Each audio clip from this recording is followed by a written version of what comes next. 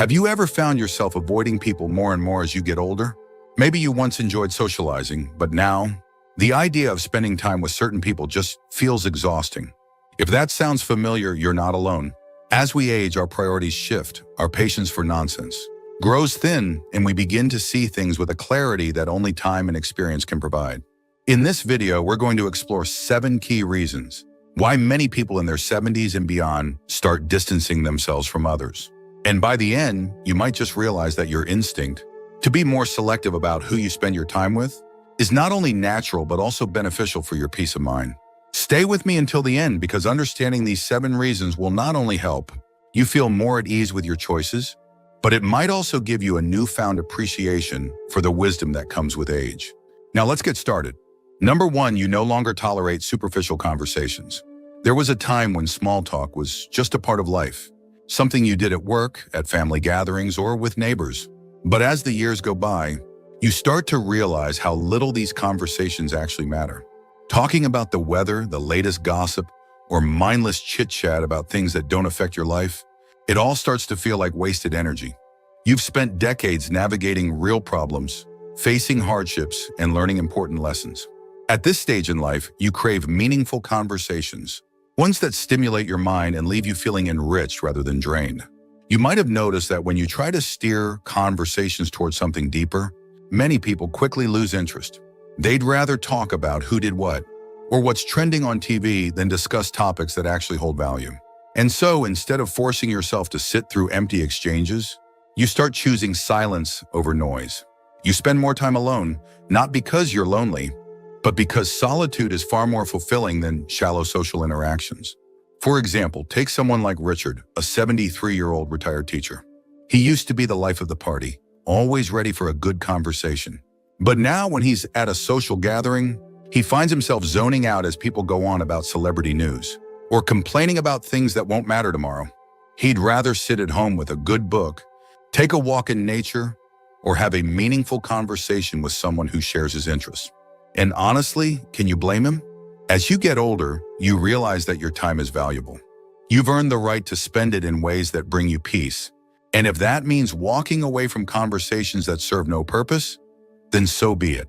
Number 2, you've learned that not everyone deserves your energy. There was a time when you felt obligated to be polite, to entertain conversations, and to maintain relationships just for the sake of it. Maybe you felt like it was your duty to be there for others, even when they didn't reciprocate. But as you get older, you start to see things differently. You recognize that not everyone deserves your energy, and not every relationship is worth maintaining. Think about it. How many times have you given your time to people who take and take, but never give back? How many times have you listened to someone complain, supported them through their problems, only to realize that they never truly cared about you in the first place? When you were younger, you may have tolerated this behavior, but now you don't have the patience for it anymore. You've spent a lifetime learning that your peace is priceless, and you refuse to let anyone disturb it. Take Margaret, for example.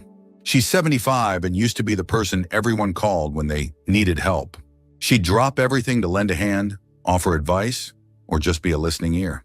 But when she needed support, those same people were nowhere to be found. One day she realized something. If a relationship drains you, more than it nourishes you, it's not worth keeping.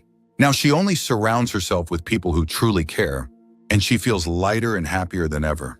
It's not about being bitter or angry, it's about knowing your worth. You've lived long enough to understand that not everyone deserves a place in your life. And the moment you stop giving your energy to the wrong people, you open up space for peace, for joy, and for relationships that truly matter. If you're still watching this video and finding these insights valuable, please comment number 2 below to let me know you're here. And if you haven't subscribed yet, I recommend you subscribe and turn on the bell so you don't miss any videos. Now let's move forward.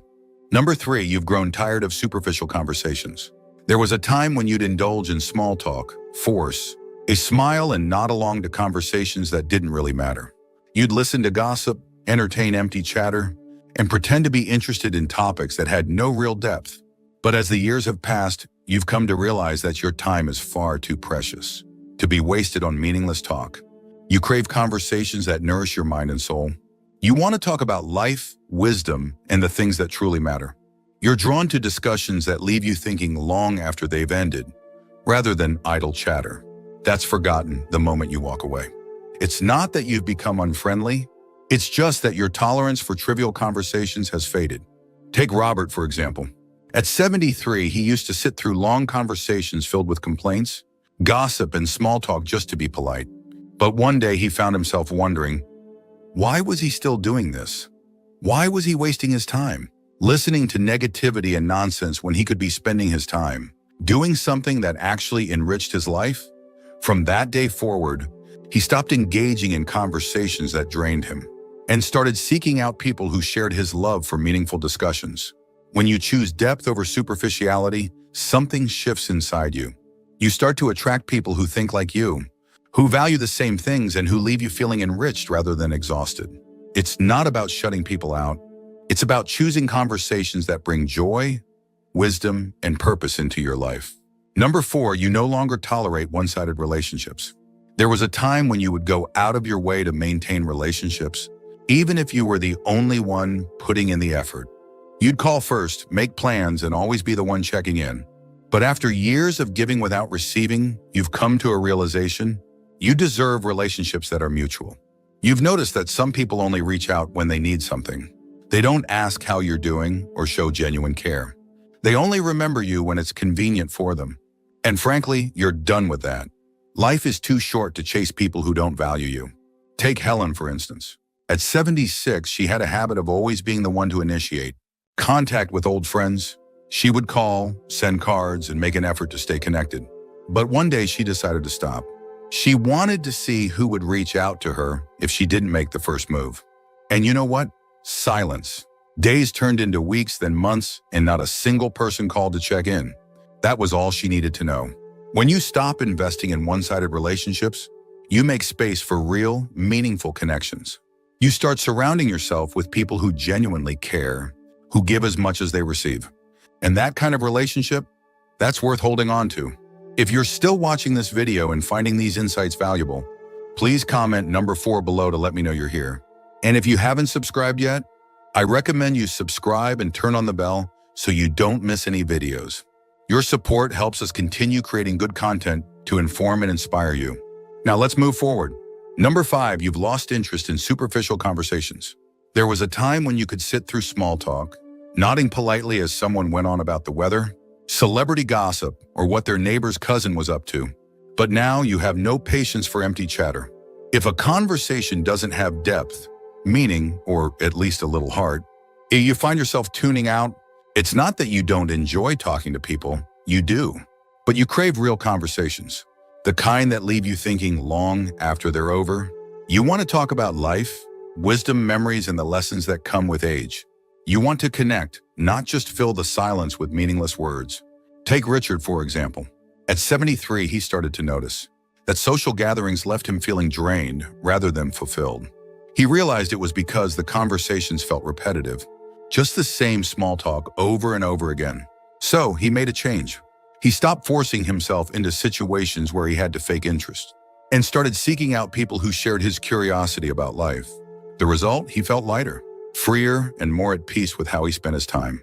When you reach this stage, you understand that your energy is precious. You'd rather have one deep, meaningful conversation with someone who truly sees you than a dozen shallow exchanges that leave you feeling empty. And that's a sign of growth. It means you've moved beyond surface-level connections and started valuing quality over quantity. Number 6, you value your solitude more than company. There was a time when being alone might have felt like loneliness, but now it feels like peace. You've come to understand that solitude isn't something to be feared. It's something to be cherished. When you're alone, you're not pretending to be someone you're not. You're not adjusting yourself to fit into someone else's world. You're just you in the purest, most comfortable way possible. Take Eleanor, for instance. At 74, she realized she no longer needed the constant presence of others to feel fulfilled. She had spent decades going to social events she didn't care for, sitting through conversations that didn't interest her, and making sure everyone else felt comfortable, even at the cost of her own peace. But one day she asked herself, why am I doing this? That question changed everything. She stopped filling her calendar with social obligations that drained her energy. Instead, she spent more time reading, walking, and enjoying her own thoughts. And guess what? she felt happier than she had in years. Not because she cut people out, but because she stopped forcing interactions that no longer felt right. When you start preferring your own company over being around the wrong people, it's a sign of deep self-respect. It means you no longer tolerate relationships that don't add value to your life. It means you've learned that your time, your energy is worth protecting. And once you understand that, everything changes. If you're still watching this video and finding these insights valuable, please comment number 6 below to let me know you're here.